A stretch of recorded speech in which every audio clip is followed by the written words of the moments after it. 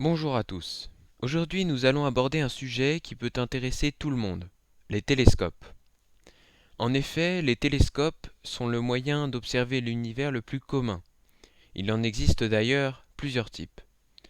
Dans cette vidéo, nous allons nous demander quel télescope choisir pour quelle observation et quels éléments constituent les télescopes. Tout d'abord, il est bon de rappeler que les télescopes existent depuis le début du XVIIe siècle. Bien qu'il existe quantité de télescopes différents, nous allons nous intéresser pour notre part aux télescopes réflecteurs. Ceux-ci permettent une observation du ciel profond, tandis que les télescopes réfracteurs, autrement appelés les lunettes astronomiques, permettent une observation planétaire. Ainsi, il existe deux principaux types de télescopes réflecteurs. Le télescope de type Newton a recours à un miroir plan pour rediriger le faisceau lumineux vers l'objectif, tandis que le télescope de type Cassegrain utilise un miroir hyperbolique. Quel que soit le type de télescope, il dispose forcément de trois éléments constitutifs, à savoir un objectif, un oculaire et une monture. La monture ne sert bien souvent qu'au confort de l'observateur ou à isoler une plus grande quantité de lumière. L'objectif joue un rôle primordial.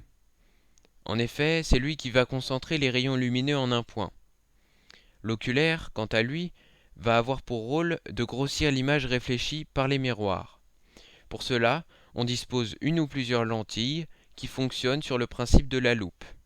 Elles sont disposées avant ou sur le foyer image du miroir primaire, formant ainsi une image virtuelle agrandie de l'objet. Cependant, toutes les observations ne sont pas possibles depuis le sol terrestre. C'est pourquoi les agences spatiales se tournent de plus en plus vers des projets de télescopes spatiaux, ne subissant pas les déformations dues à l'atmosphère. De plus en plus de projets de télescopes géants voient également le jour, permettant des observations toujours plus qualitatives et reflétant la puissance de l'agence spatiale l'ayant construit. Voilà tout pour cette vidéo. Si vous l'avez apprécié, laissez un pouce bleu. Et si vous voulez en savoir plus sur les télescopes existants, je vous invite à consulter les vidéos sur les télescopes Gravity, ALMA et Hubble de cette chaîne. Quant à moi, je vous dis à la prochaine pour une nouvelle vidéo.